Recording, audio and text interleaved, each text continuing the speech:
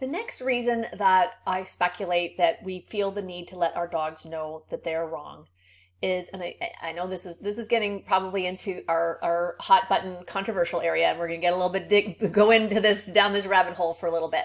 But the first step is to understand that we might be thinking at some level, subconsciously, that if the dog is wrong, then we don't have to change. If the mistake is at the other end of the leash, then we are absolved of having to change our own behaviors.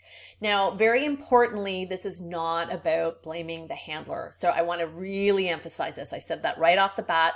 No judgment here. I'm not blaming you. I'm not blaming myself.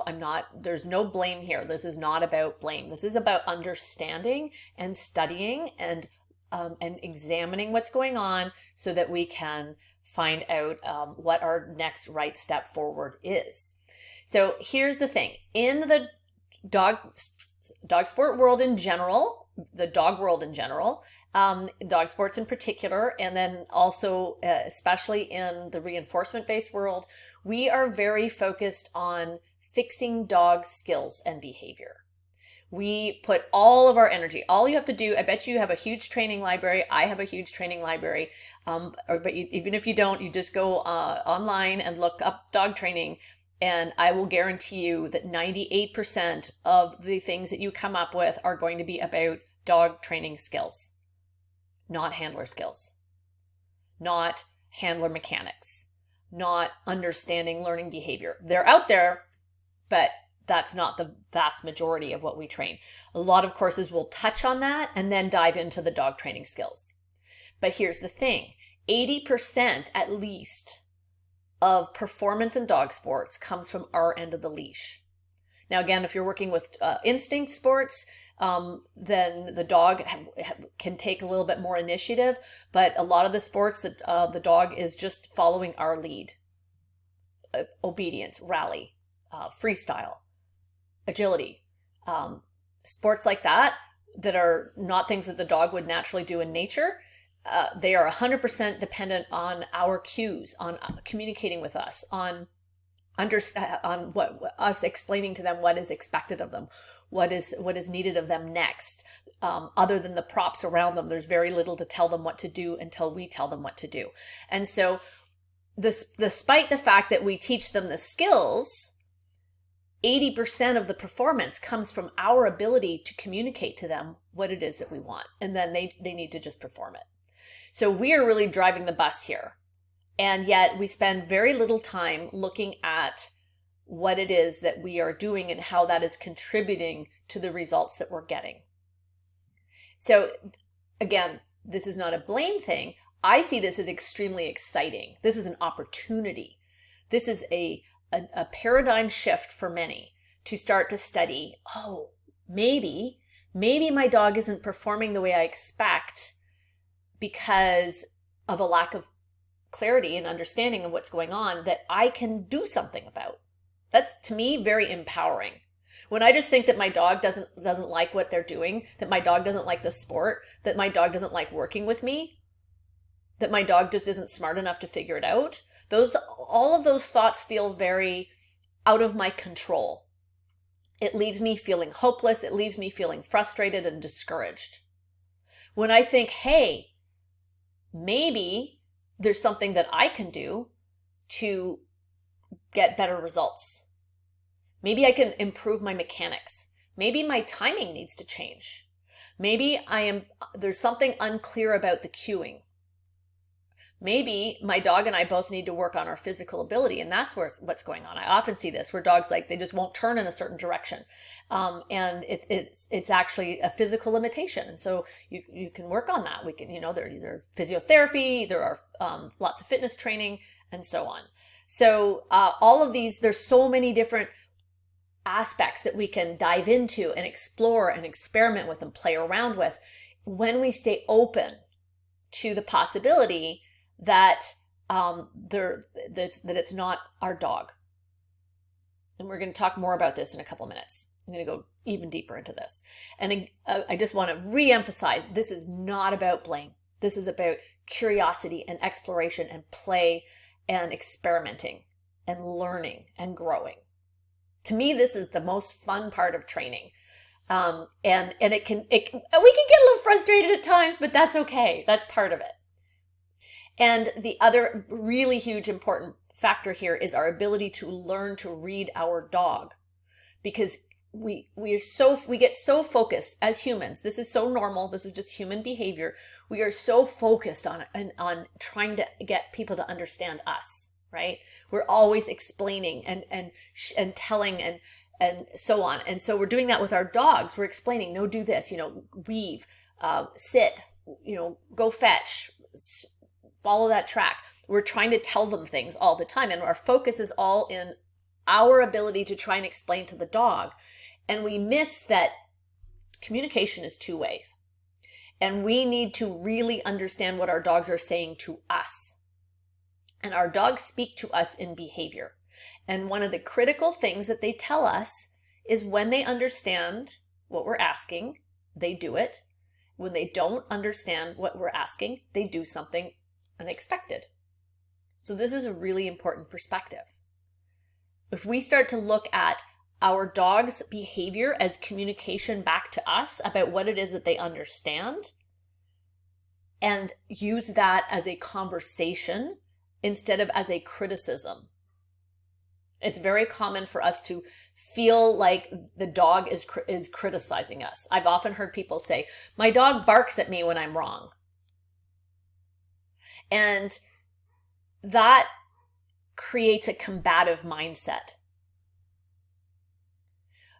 Rather than saying, my dog barks when she's confused, and that's a really helpful piece of information for me to understand that she needs more information to be correct.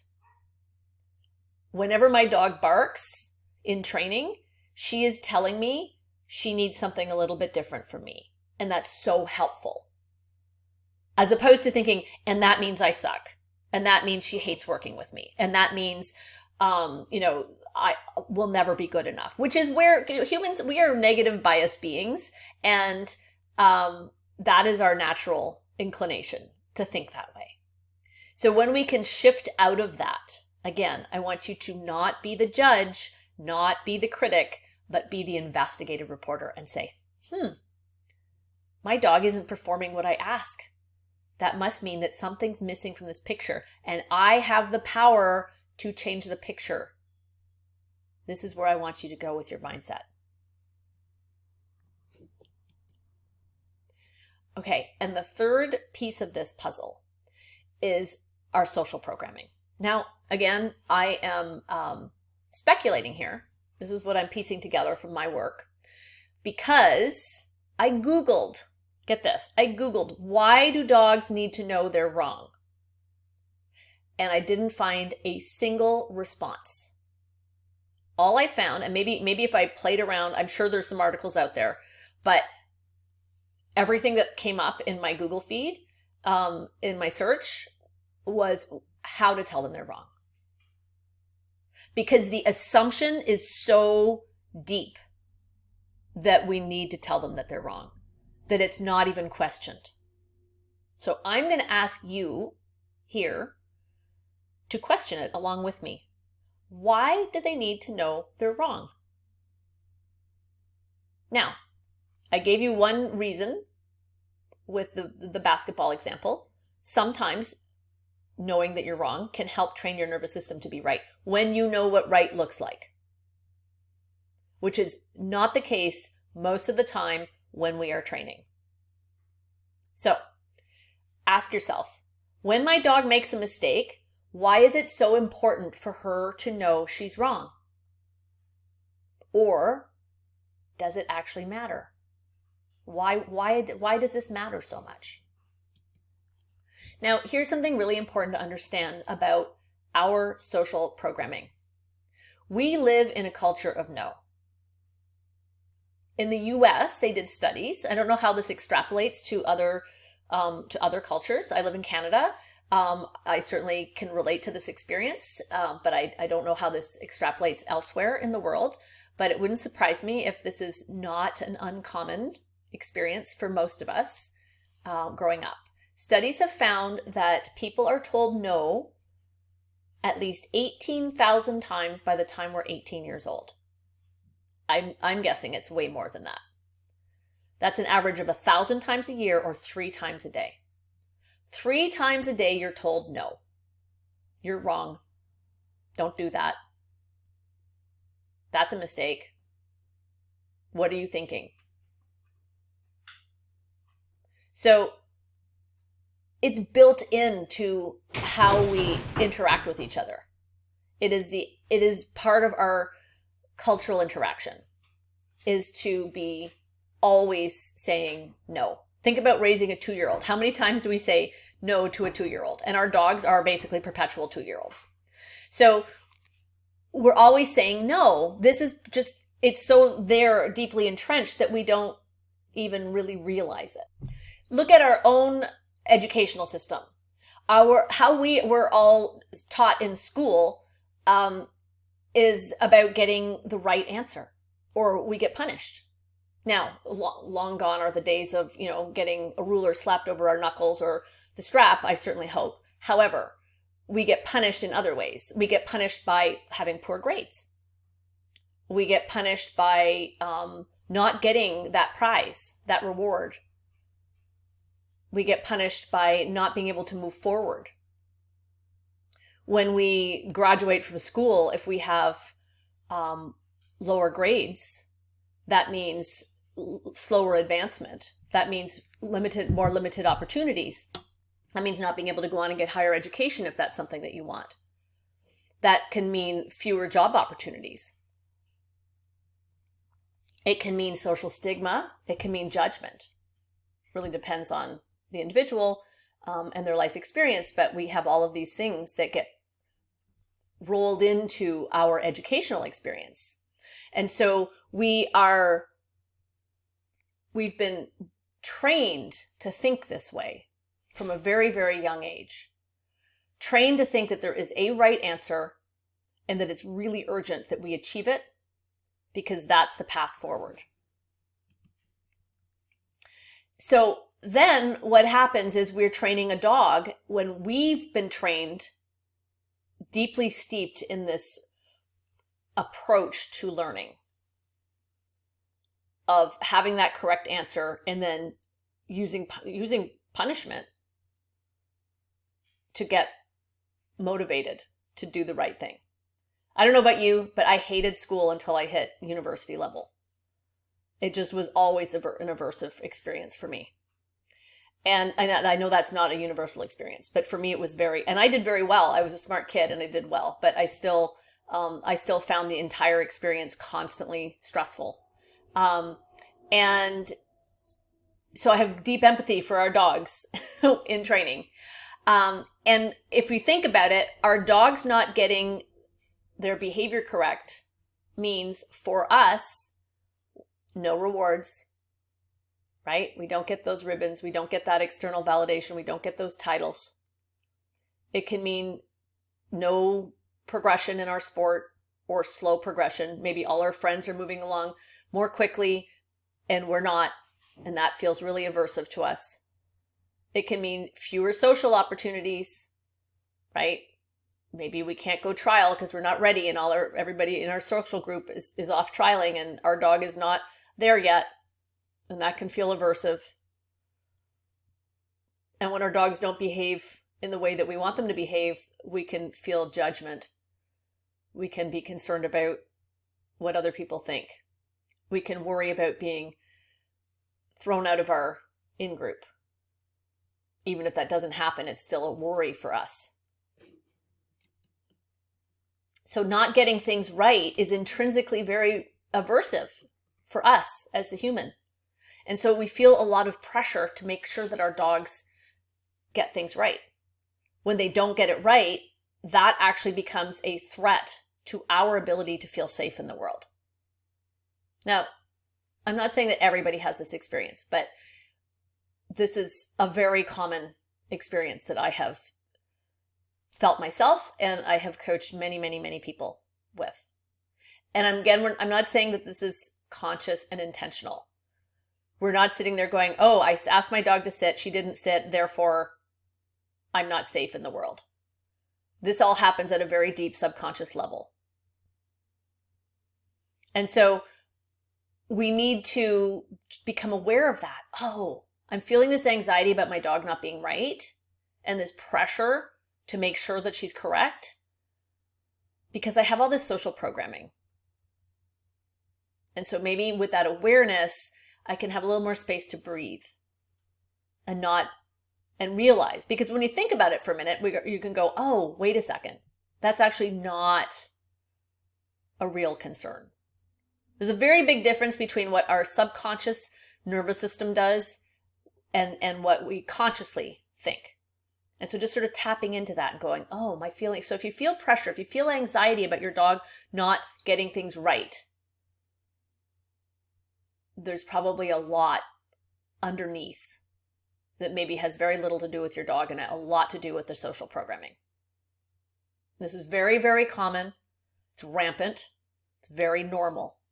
And the first step is just to become aware of this so that we can, just being aware of it starts to dissipate that power that pressure has over us, which is really important because I'm going to ask you to do things a little differently.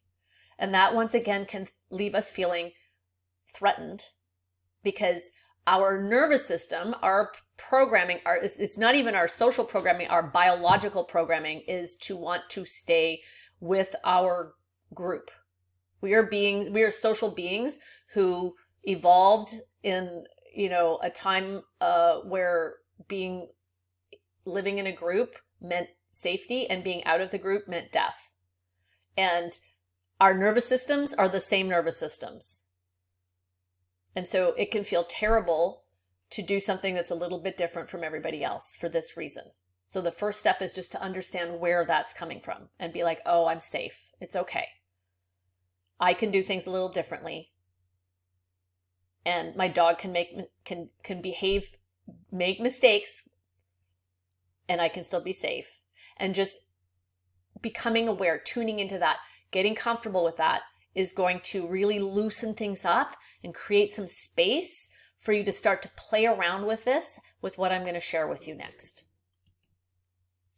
So importantly, we have this fight-flight response that gets triggered when our dogs aren't progressing their training, and that can compound our need to really try and make the error go away.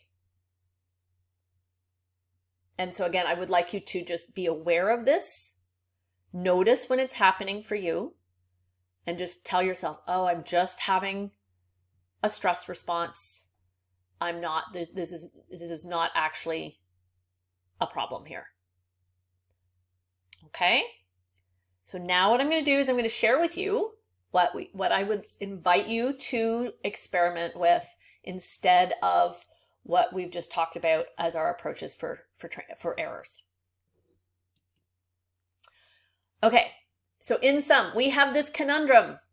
We want our dogs to stop making errors, but we know now, if you follow my logic and are in agreement with me, and of course you are more than welcome to disagree, but for our time together, I'm going to ask you to just roll with this and accept what I'm saying, and then you can decide if you want to keep it or not afterwards. So let's just assume that I am correct based on the arguments that I've presented, that the methods that we use typically do not work, or they don't work as well as we hope they do. So in that case, what can we do instead?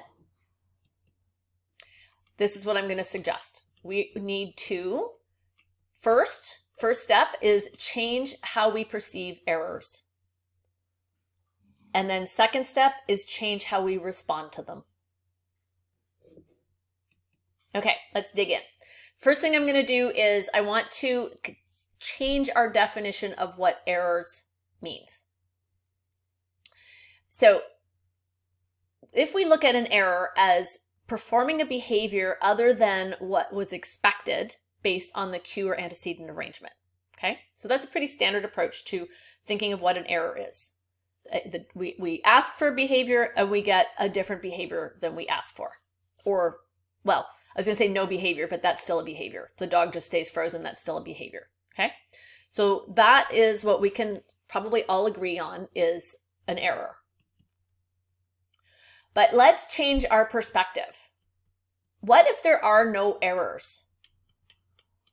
What if there's no such thing as an error, and instead we see data?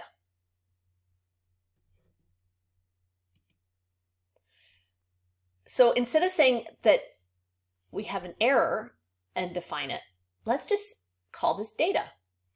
My dog performed a behavior other than was expected based on the cue or antecedent arrangement that I created. That's interesting. That's data. It's not an error, it's just information. This can give us a whole new perspective. Now, especially when we add in this assumption. My dog performed the behavior she was cued to perform. So the standard way is we cue our dogs to do, the standard interpretation is that we cue our dogs to do something and the dog does something different than we cued, and we assume that the dog made a mistake. What I'm inviting you to do is change how you perceive things. Instead, you say, I cued the dog to do something. The dog did something different. That tells me that I actually cued something different than I thought I cued. This is just, if you start thinking this way, it will transform your training. If we look at our dogs and say their behavior, my dog's behavior tells me what I cued. Rather than saying, I cued something. I know, I got it right. My dog screwed up. I got it right. My dog didn't understand. I got it right. My dog willfully ignored me. Instead, we say, I cued something and my dog showed me what it is that I cued. And it wasn't what I thought I cued. Totally different perspective. And if you think of it that way, and again, data, not blame, not criticism, super important. Super important. I can't emphasize enough because we are so quick to go into a fight-flight response ourselves over things not going correct because of all of our social programming and upbringing and worries about staying in our in-crowd and educational training for however long you spent in school. For me, it was 150 years. So this is deeply entrenched in me. We need to let go of all that and say, oh, my dog is showing me what it is that I cued. And when they do the behavior that I expect, that means that I cued what I thought I cued. When they do something different, it means that I cued something other than what I thought I did. And this is so powerful because this shows you this allows us, this is the feedback. So here's the thing. Think back on the example I gave of shooting hoops, where you know the correct behavior is throwing that basketball and having it go through the hoop. And so our job is to hone our training because we know what the correct behavior looks like. Our dog doesn't, but we do. And so we set things up, we cue, the dog does a behavior. If it's right, boom, we're on, we move to the next thing. If it's wrong, oh, I got to change something. It's just like I got to change my musculature when I'm throwing that ball. I got to just shift the angle a little bit. I need to tweak this. I need to tweak that. Try again. Oops, got the right result. Great. No, okay, tweak again, right? And we go back. Think of it like shooting hoops. And when your dog does the behavior that you expect, that means you got it right. Such a different approach to understanding errors. If my dog performed something other than what I expected, she must have been cued to do something different than I cued. It's that simple. And then we get curious. We become the investigator, not the judge. I keep emphasizing this, but it's so important. So then we ask, when we don't get the behavior that we expect, what do I need to change to give my dog the information she needs to be correct? And so what I want to invite you here to do is, instead of this impossible striving that we push for in the positive reinforcement world of errorless learning. So this is really also a very important distinction. I am not suggesting that we try and be perfect with our training. Not at all. I used to actually teach errorless learning. I've thrown that out the window. There's way too much pressure and expectation on us to be perfect. This is not about us to being perfect. This is not about our dogs never being wrong. Mistakes are going to happen all over the place. What we want to do is we want to learn how to work with them. We want to look at the errors as learning. So this is what I invite you to do. Instead of errorless learning, errors as learning. Okay, so what does this look like in practice? Let's land the plane here. Let me show you what this is going to look like. Okay, so here's my 5 steps to handling errors. Step 1, assume your dog is doing what she has been cued to do. So again, we watch the dog. If she does something different than what we expect, that means somehow she got cued to do something different. We want to complete the sequence that we started before stopping. I'm going to talk a little more about this in a sec. We want to have a well-trained end of repetition routine. We want to reward 100% of the time. I know you're going to resist. You might. I shouldn't say. I don't know you. Maybe you won't. You'll be fine with this. But in case you're not, I'm gonna argue for this. And if you get 2 errors in a row, change what you're doing. So this is really a very simple little formula to follow, and it's very effective. Let's just go over each in one at a time. Okay, so assume your dog is doing what she has been cued to do. I've already talked a lot about this. If she goes off course, if she took the wrong jump, if she went into the tunnel instead of over the frame, if she dove in and gripped that sheep, if she, smashed that box, something about the cue picture told her that that's what she's supposed to do. Or confused her enough that she went into arousal and she improvised. So how do we figure this out? Study video. So you should be video everything you're doing as often and frequently as possible.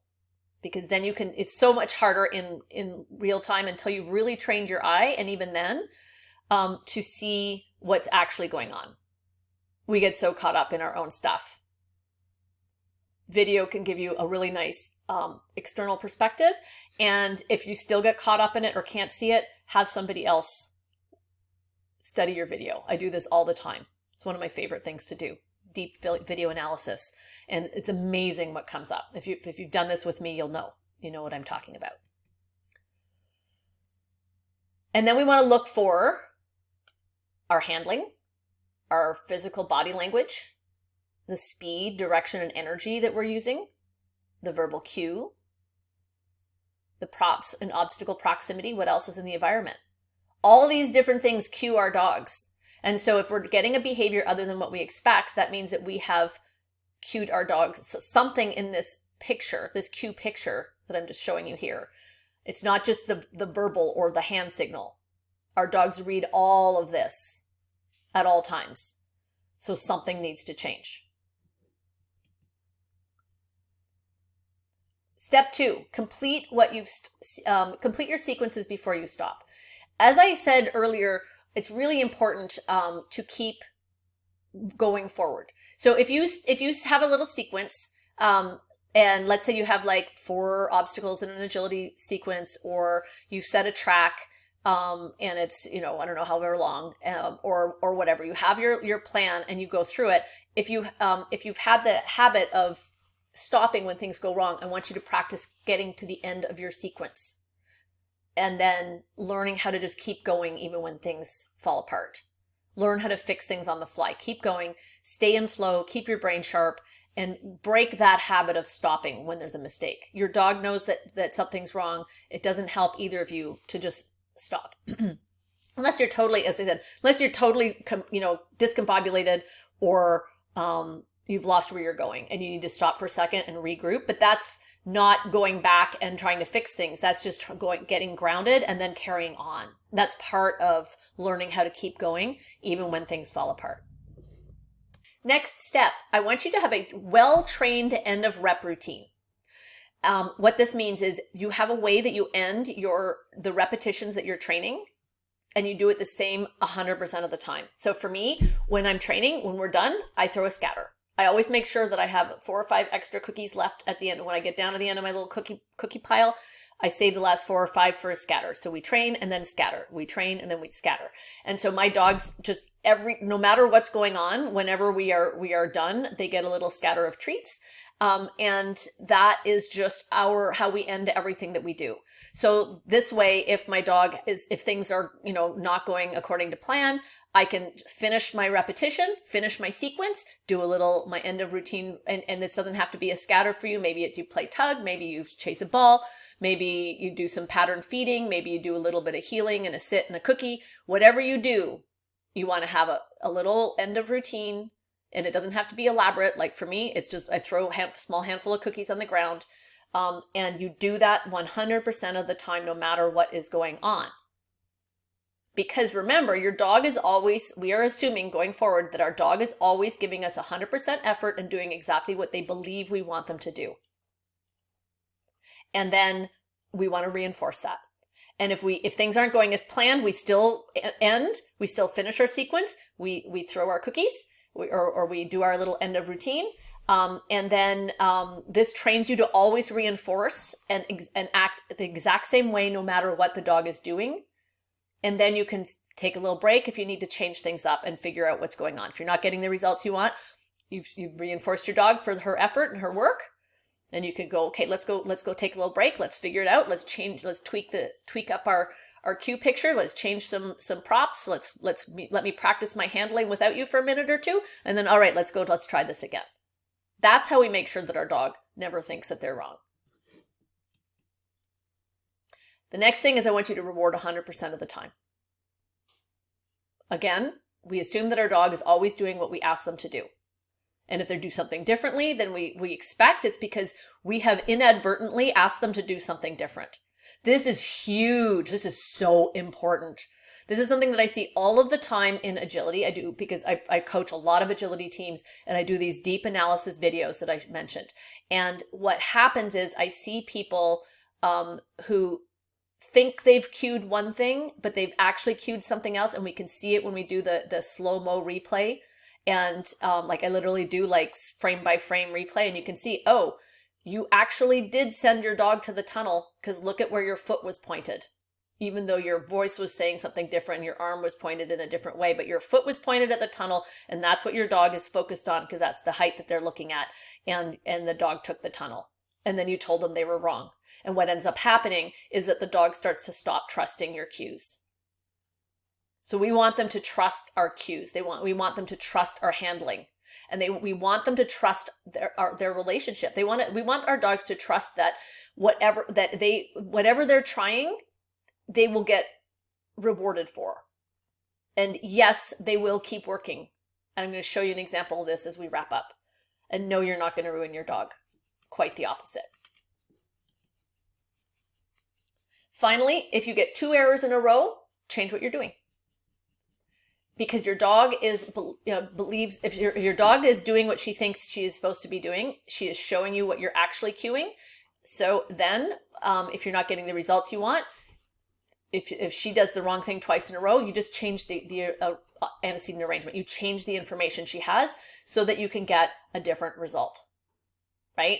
Do the same thing over and over again, expecting different results. We all know that that's the definition of insanity. If we want different results, we have to do something different. So when you see errors happening, we need to change what's happening at our end.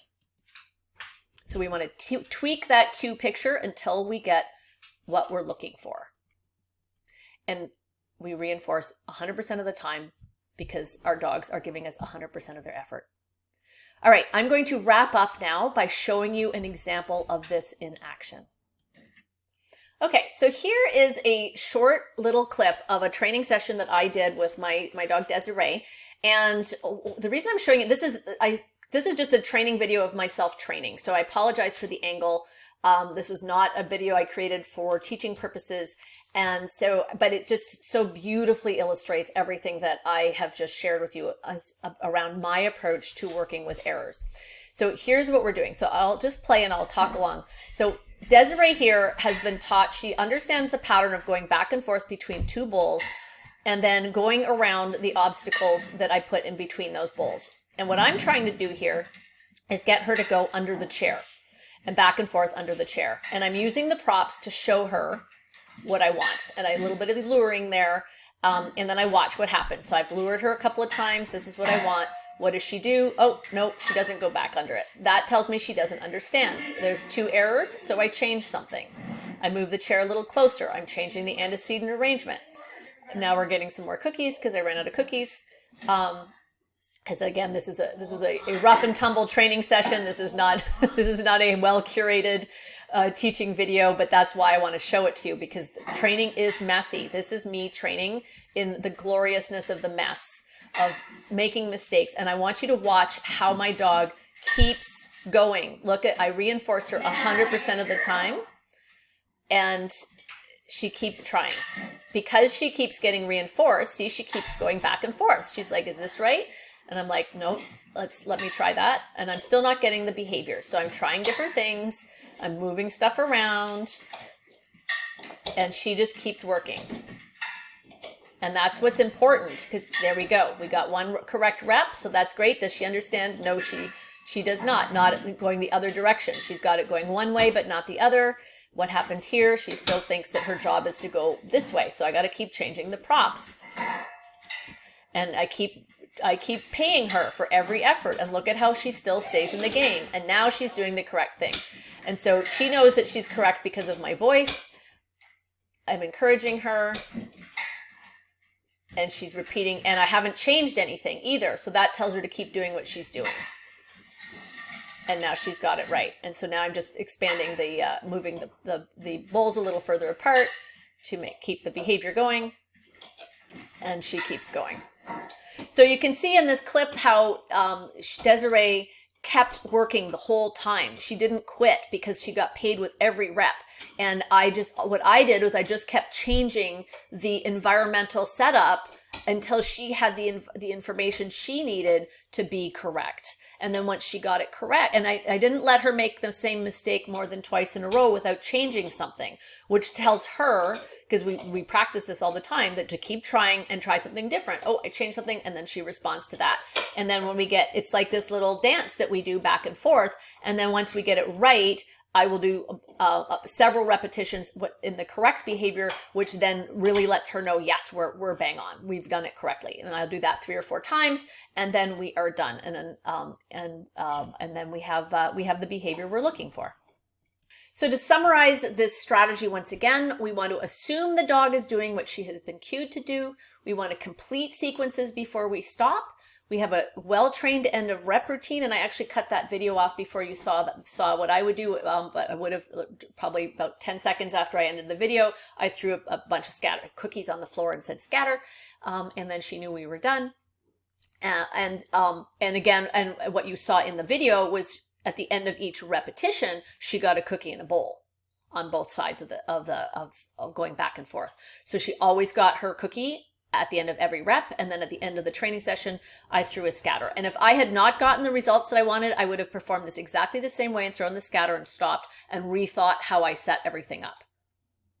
But I did get the results I was looking for. So I rewarded 100% of the time, and every time I saw an error happen twice in a row, I changed something. You saw me moving the cones around, moving the chair, moving the width of the bowls, because sometimes just the angle that she was turning around and coming back at was affecting her entry angle, because she didn't really understand what she was aiming for. And then once she got it right, she was able to repeat it multiple times in a row. All right, so that's what I've got for you. When you get the slide deck, I've got a few more resources for you to look at if you want to dig into some of these topics a little bit more. And now I would like to say thank you so much for joining me. It's been such a pleasure and a delight to have you here. I love sharing this information, and I really look forward to your questions.